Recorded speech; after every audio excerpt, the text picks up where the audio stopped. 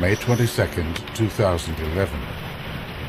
A tornado cut a mile-wide swath through Joplin, Missouri.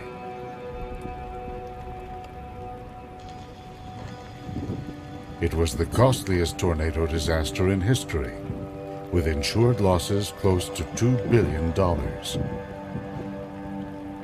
It was also one of the deadliest, with 161 lives lost and 1,000 injured.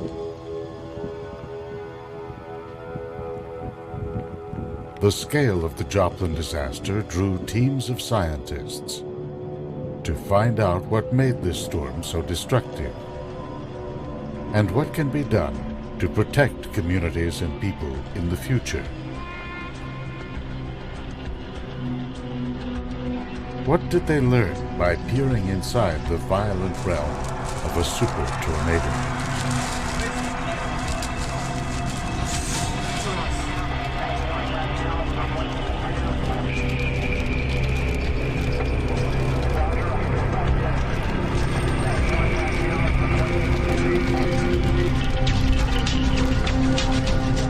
We're getting ready, runners. Ruth will move you towards the finish line. Come on up forward. There's no reason to be shy. Here we go, 2016 Joplin Marathon!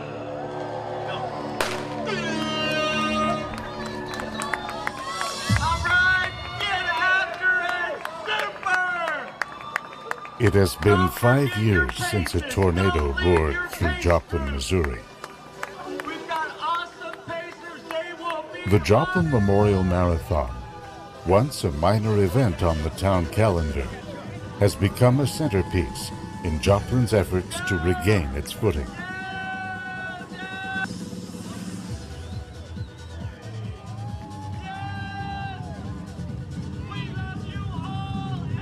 Thousands have come to run,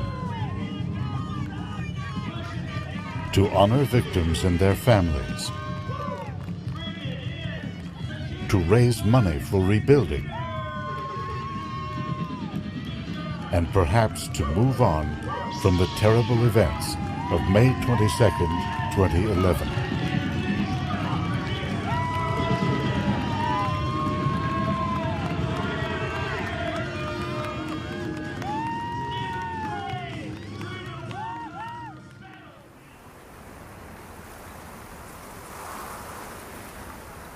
It started as a typical spring day, with sunny but sultry conditions across the southern plains. A center of low atmospheric pressure was moving down from the northwest.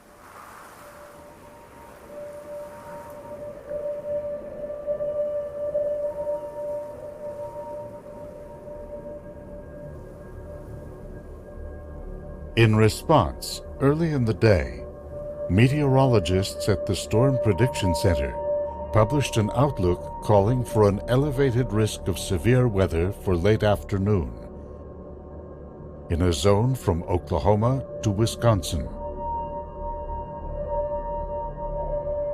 At 1:06 p.m., with conditions becoming ripe for tornado formation, they issued a tornado watch for parts of Oklahoma, Kansas, Missouri, and Arkansas.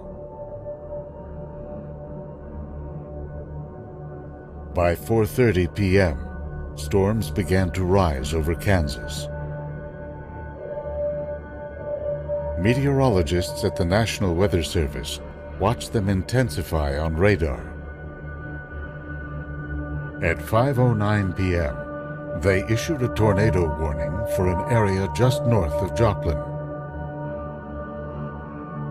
At 5:17 p.m., they issued a warning for Joplin itself.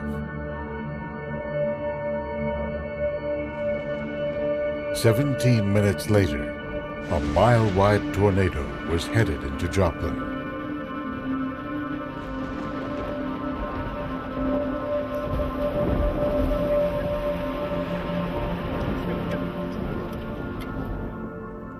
A high-density signal appeared on the radar. A huge swirling mass of debris had been lifted from the ground, and was being held aloft by the tornado.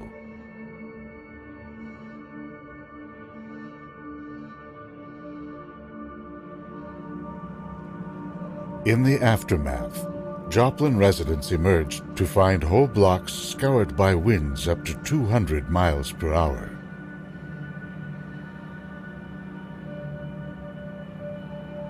Buildings and houses destroyed. Lives lost and neighborhoods torn apart.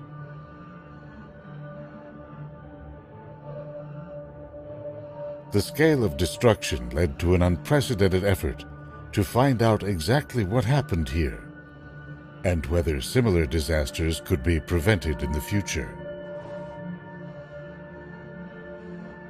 Joplin may well be a watershed event in a growing clash of people and weather, especially in tornado-prone sections of the southern Great Plains and the Southeast.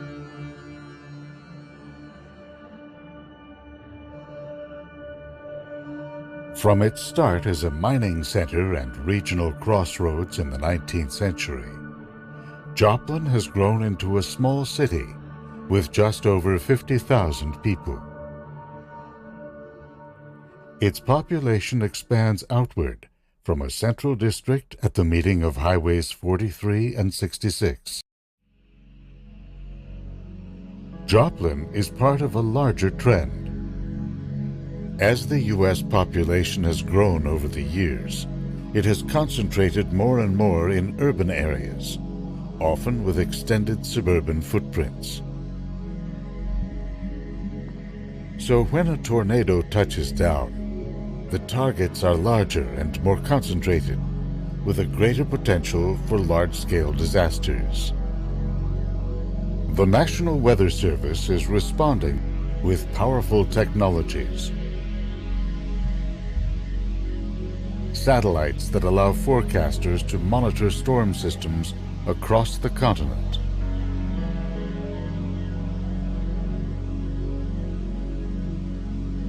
A network of Doppler radars that can map swirling motions within the clouds and identify early signs of dangerous weather. And computer models that predict weather conditions hours in advance. To increase the precision of these forecast models, researchers have been going into the field to study storms up close.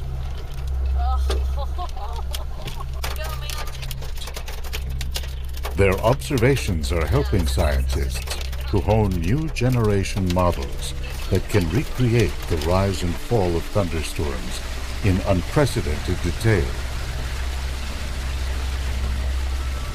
These models bring together theories of how clouds form, how winds, temperature, pressure, moisture vary with altitude, the effects of rain and hail, the influence of the jet stream overhead, and a host of other factors.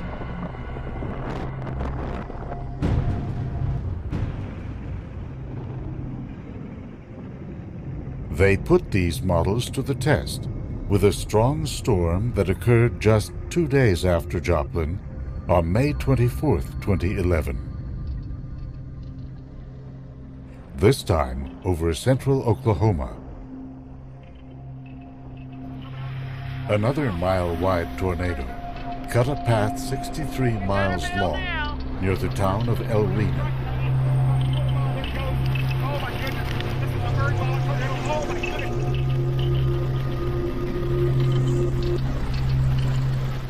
Because of the power and longevity of this tornado, scientists sought to reproduce it in one of the world's largest supercomputers.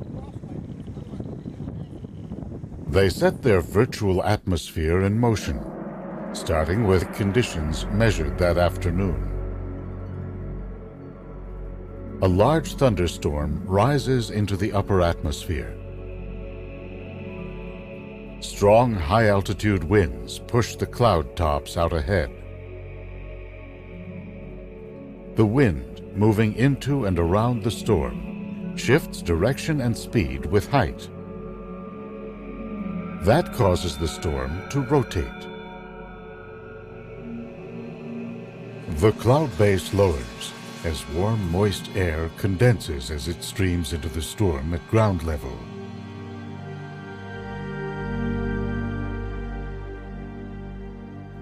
It's a familiar sight in tornado country. Darkness envelops the land, the view obscured by sheets of rain or hail. The ominous shape of a tornado looms ahead.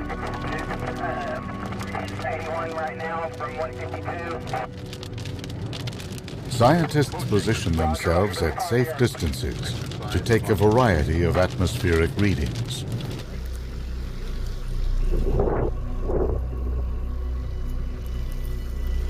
Or to track the flow of clouds and rain using mobile radars.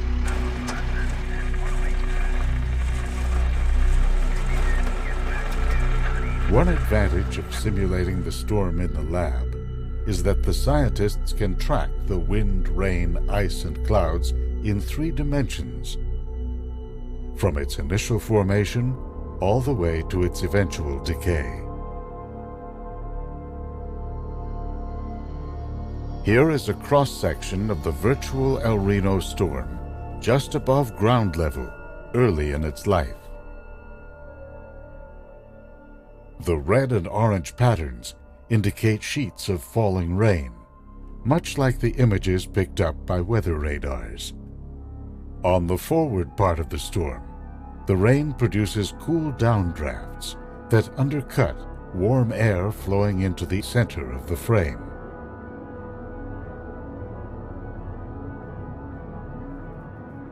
In this area, along the boundary of warm and cold, scientists release a series of virtual streamers. They show that the air is spinning horizontally, then vertically, as it rises into the updraft. This causes the storm to spin at lower altitudes. In real life, the lower portion of the storm takes on the ominous form of a rotating thunderstorm called a mesocyclone. Something more is needed to produce a tornado.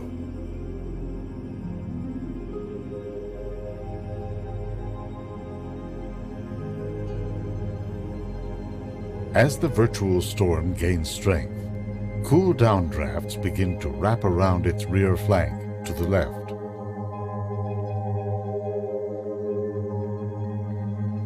This rear flank downdraft surges into the warm inflow, the dark areas in the lower right part of the frame. We now move down along this rear flank boundary.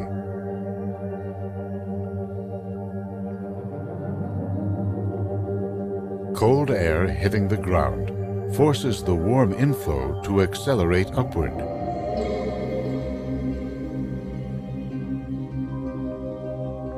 That causes the storm's updraft to stretch and narrow, to spin up like a dancer bringing in his or her arms. As this happens, a blizzard of smaller vortices form along the warm-cold boundary. As these whirlwinds merge into the main updraft, they further tighten its spin. This spinning action causes air pressure near the ground to drop. As moist air flows in, it condenses, forming the classic tornado funnel cloud.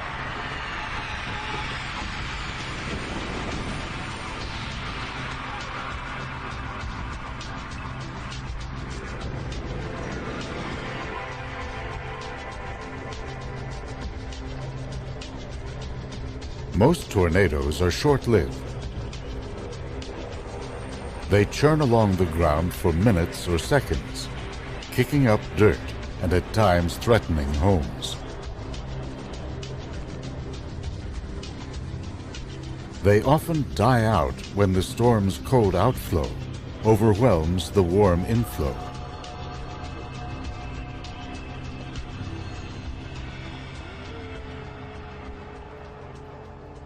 The simulated El Reno tornado stays strong, reinforced by a persistent rear flank downdraft, and by spinning air on the forward flank that tilts vertically as it rises into the storm.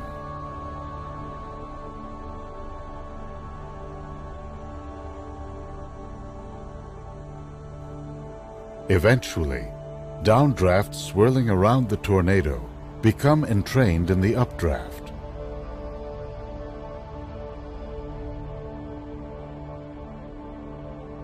That causes the tornado to lose steam and then to collapse.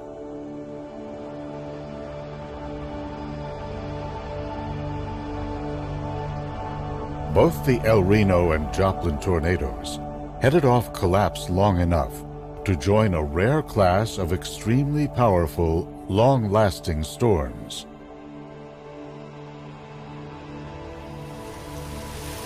With the potential to inflict catastrophic damage.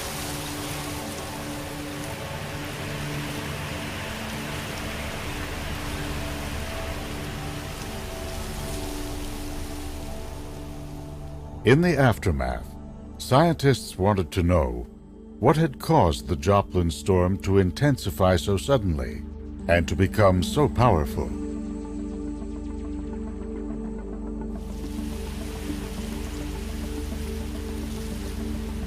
To find out, they initiated their storm model with atmospheric conditions recorded earlier the same day.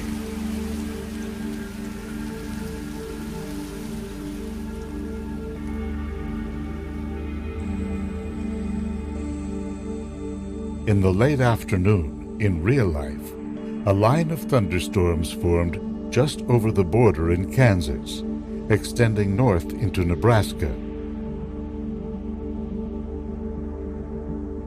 Clouds bubbling up at high altitudes are driven away by strong upper-level winds.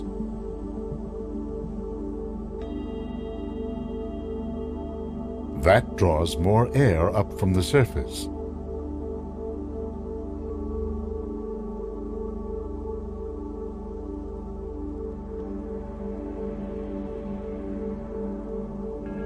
Here are the storms generated by the simulation. It shows that as they move east, crossing into Missouri, smaller storms take shape behind them. One by one, the smaller storms merge into the larger ones.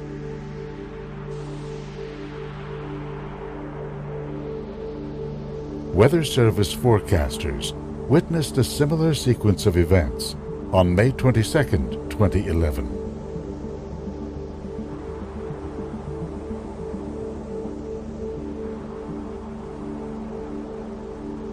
Just as a larger storm approached Joplin, the radar showed a smaller storm merging into it. The forecasters saw this as a potential trigger for rapid intensification, so they issued a tornado warning. 17 minutes later, the tornado struck Joplin.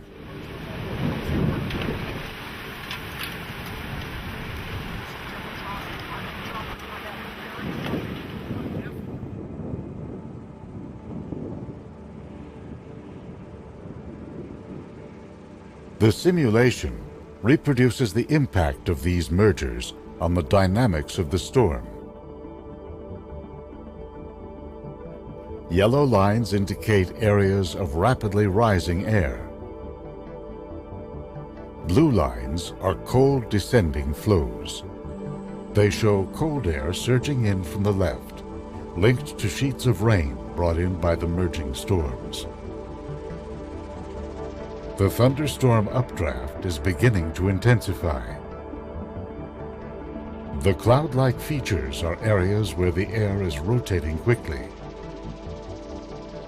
Rain and cool air now begin to wrap around the rear flank near the ground, where they force warm air to accelerate up into the storm. That sparks the tornado's birth.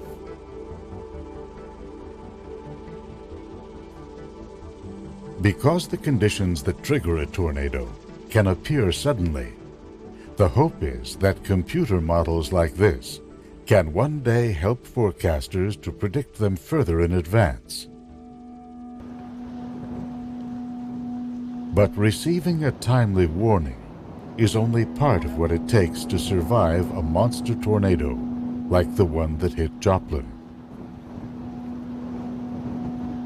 In the aftermath, scientists descended on the town as part of a major study by the National Institute of Standards and Technology.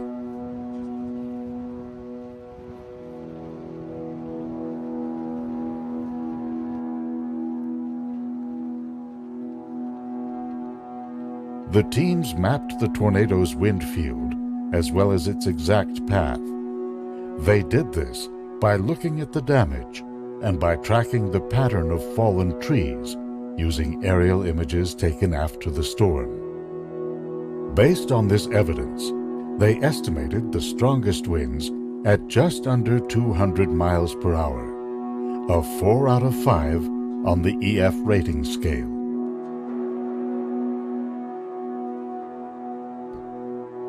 Structures near the center of the tornado sustained the worst damage, colored here in red. Those colored in yellow and orange sustained moderate or light damage.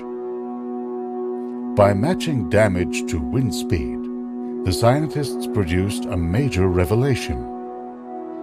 Remarkably, along the 22-mile-long damage path, 40% of the fatalities and as much as 90% of the damage came from winds rated EF3 or lower. This means that even in the face of a catastrophic tornado, improved designs and safety procedures might be able to save lives and property. The report called for nationally accepted standards and codes that would, for the first time, directly address tornado hazards. That includes improved sheltering. The authors noted that Joplin had no organized network of community tornado shelters. In addition, only 18% of structures in the damage path were equipped with basements or above-ground tornado shelters. They are marked in blue on this map. The effectiveness of these protective spaces is clear. Of the 71 people who died in residential buildings, no one died within a shelter or basement. The report also called for improved construction standards. Sifting through the rubble, scientists identified common themes: roofs that succumb to the uplifting force of these winds, walls that were not securely anchored to their foundations. The Franklin Technology Center, for example, experienced winds of 175 miles per hour. The force of these winds pulled the roof from the walls. Without the roof's bracing effect, the concrete masonry walls collapsed. The connection between the walls and their concrete footing had minimal or no reinforcement. The Home Depot, a half a block from the center of the tornado, had completely collapsed. The weight of the roof was supported by steel columns and reinforced concrete walls. So when sections of the roof were pulled off, the walls lost their lateral support and collapsed. In contrast, in the rear loading area, the walls held up with the aid of additional supports.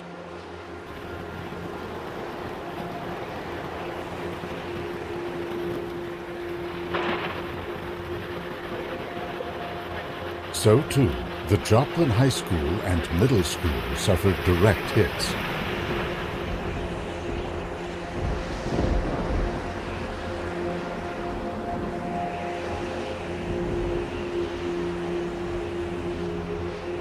Cameras captured the dangerous, chaotic scene. Fortunately, on that Sunday afternoon, no one was inside.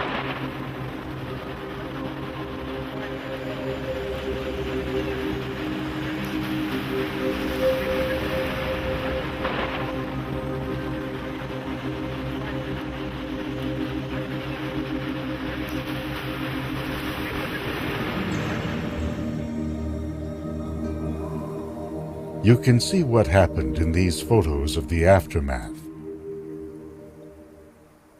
Once tornado winds tore their roofs off, walls were vulnerable to collapse.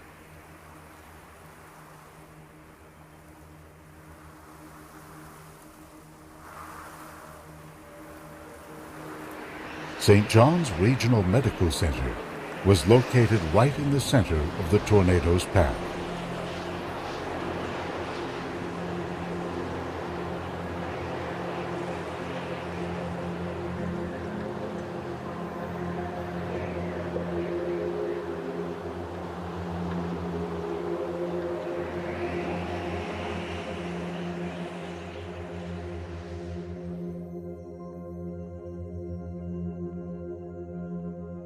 The overall structure stayed intact, with its heavy steel and concrete frame bolted securely in place. However, wind and debris were able to penetrate windows. Interior walls and ceilings were then destroyed. 14 died, including 4 intensive care patients dependent on respirators. They perished when a building housing the backup power generator was flattened. There was one exception to all this damage. These windows survived the onslaught with higher impact-resistant glass.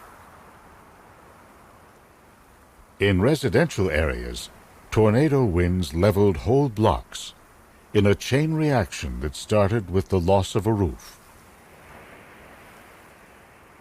Walls then collapsed. Debris carried away by the wind penetrated other houses, hastening their collapse. The researchers found one exception.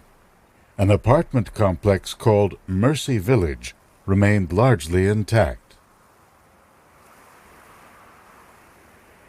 Perhaps it's because it stood alone, or was located to the edge of the tornado's path. Mercy Village was spared the hail of debris that destroyed many other structures.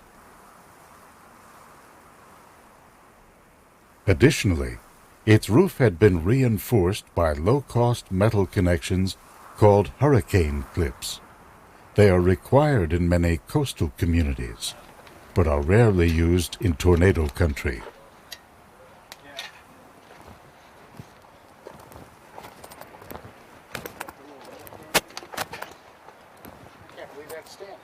The report found that prior to the storm, Joplin had adopted the latest building codes designed to protect residents in lower wind speeds. Kind of held it together, but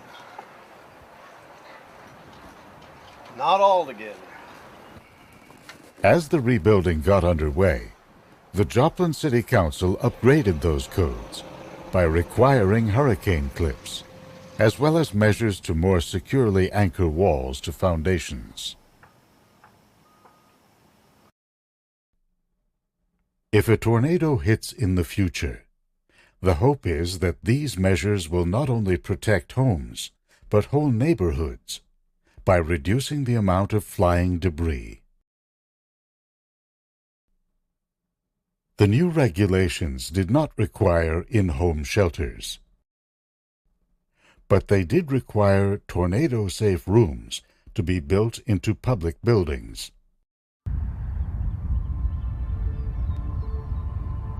St. John's was torn down, leaving only a statue of its namesake to overlook a new community park.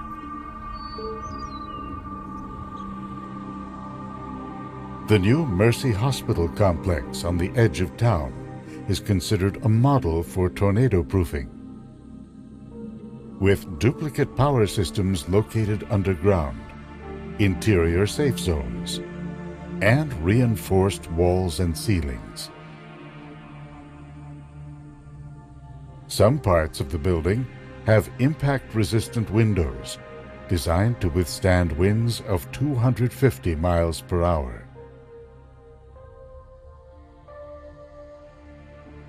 The high school, too, was rebuilt for tornado safety.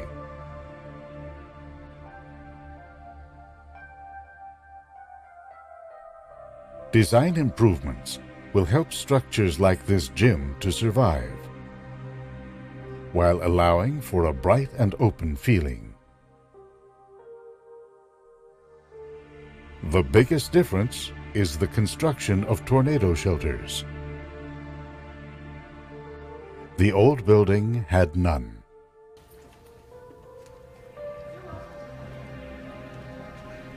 The new one has 5, scattered about the new complex. This is the tornado safe zone. Pretty much everywhere in this whole Yes. area. The largest of these is located in the This is our Performing band Arts room. Center. It is open both to students and members of the community. It's very nice in here. In the end, one of the most important defenses against tornadoes involves public perception. It had been 40 years since a major tornado had hit Joplin. The federal study found that many in the city believed, wrongly, that natural barriers protected the city from tornadoes, from surrounding forests to its slightly elevated terrain. The authors recommended improvements in public education and communications, citing confusion about or distrust of warnings and lack of awareness of the tornado's approach.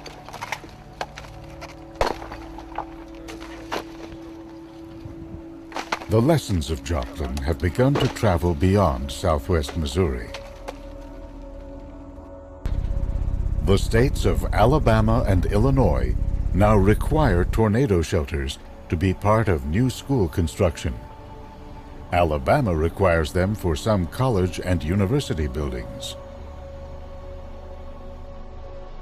The city of Moore, Oklahoma, now requires new houses to be reinforced with hurricane clips or framing anchors, continuous plywood bracing, and wind-resistant garage doors.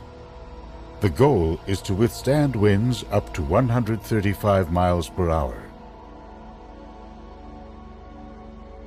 After a statewide initiative to build school safe rooms failed, Moore will spend the money to outfit all of its schools. For any given community, a tornado is a rare event. Powerful long-track tornadoes like the one that hit Joplin are even more rare.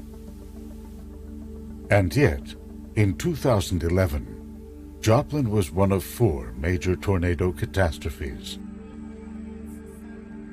Together, they cost the nation $10 to $12 billion and 553 lives.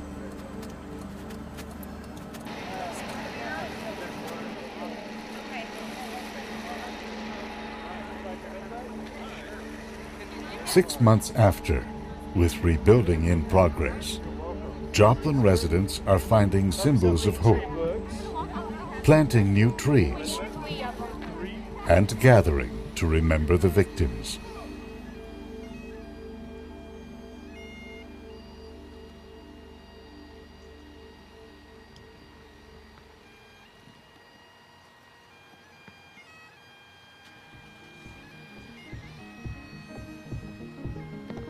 Many children in town told of a presence, butterfly people that appeared to them at the height of the storm to protect them and their families.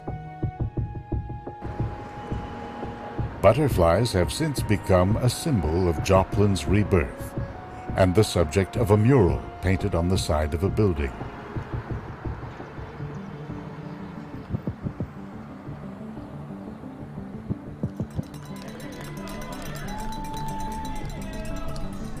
"5 years after, the spirit of helping remains strong. The infusion of energy during the rebuilding has transformed an annual running event into a full-blown celebration of community. The Joplin Memorial Marathon features a 5K race, a half and full marathon.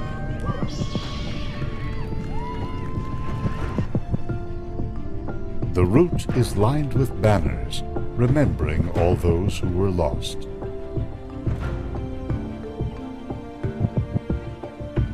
The proceeds from the race will go to constructing a playground at the Leffen Center for Autism.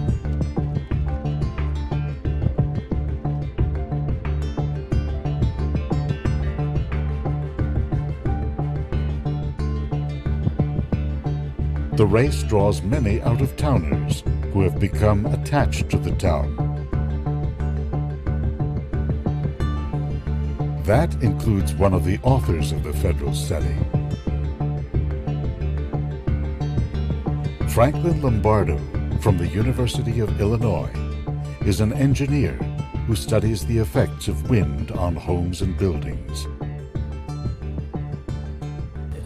Being 5 years, it's something that always, being here on the ground a few days after the event, it always really stuck with me. I mean, the level of damage, the amount of people affected, really always kind of had a lasting effect on me. And really it's been a major part of the work I've been doing for the last 5 years. So in some ways I've always felt connected to Joplin.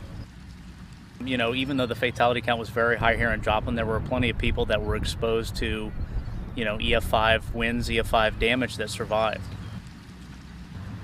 My main thing is, you know, have a plan in place and carry it out if something like this happens. You can survive an EF5 tornado even if your structure doesn't survive. I think a lot of us are struggling with how to react and how to feel about this 5-year mark. I know folks that left town, they couldn't do another anniversary. Some are taking time to be proud of accomplishments, some are taking time to grieve. And we all, I think it's important to recognize that we all need to do what we need to do this anniversary, whatever it is. It doesn't have to be what you do or what I do. But as I personally continue to struggle with post-traumatic stress as a result of the storm, and I don't know how to handle today, what I can do is focus my energy on gratitude. As a part of the Rebuild Joplin team, I was blessed to meet and work with some of the most incredible human beings on this planet. Incredible people that ran towards the fire. I remember 5 years ago tonight, I ran into a couple from Mississippi.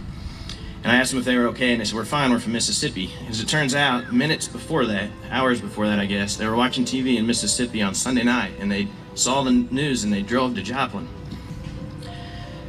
From that moment on, there was certainly plenty of darkness, sadness, loss. But if you could focus on it, there was light, there was goodness, and it was coming from all over the world. I feel like maybe as a community at the time, we weren't fully able to understand it or appreciate it. But today I want to remember it. I want to remember the hundreds of AmeriCorps servant leaders who sacrificed careers and times with friends and family to rebuild our homes and lives. I want to remember the churches who came tight-packed in vans and volunteered for years. I want to remember the stars of hope hand-painted by our nation's youth just to say we're thinking about you. I want to remember the college students who didn't do what I did and partied on spring break, but they came and served and gave back to a community. I want to remember the corporations that gave millions of dollars to make sure that we had the resources we needed to rebuild. I want to remember the first responders and the incredible job that they did after the storm. That's what I want to remember. So while we can't change the fact that Joplin will forever be remembered by the tornado, we can change what that means. It's a message. Instead of loss and darkness, it can be a message of love and unity. A message of what we as humans can do when we work together to overcome adversity. In the last 5 years, I learned that there are more good people on this earth than bad people. And I think that's really important. You watch the news and you don't always get that. But I can tell you that the good way outnumber the bad.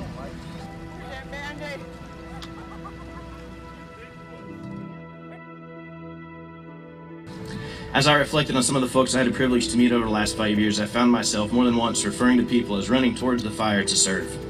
I remember thinking how many AmeriCorps members could have pursued incredible careers, but instead they ran towards the fire to serve a community they didn't know.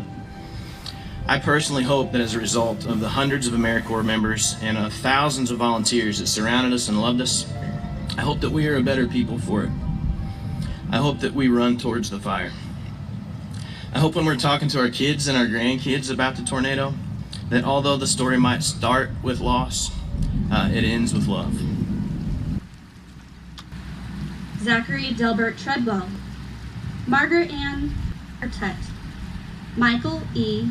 Mikey Tyndall, Darian Darlene Vanderhoeven, Joshua Dean Vanderhoeven, Miguel Vasquez Castillo, Miles Dean Wells, Tierra Nicole Whitley, Douglas Earl Williams, Zachary Allen Williams, and Charles William Ryder. Thank you.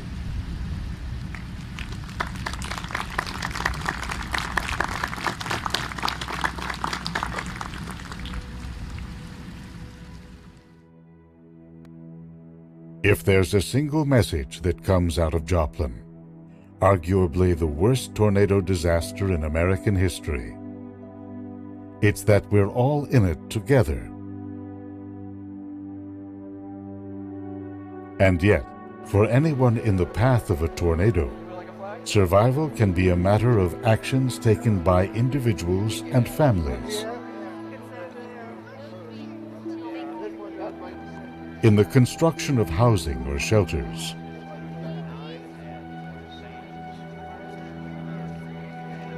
in the establishment of sheltering procedures,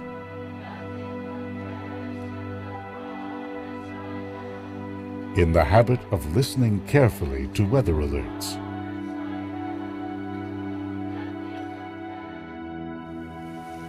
and of watching the skies.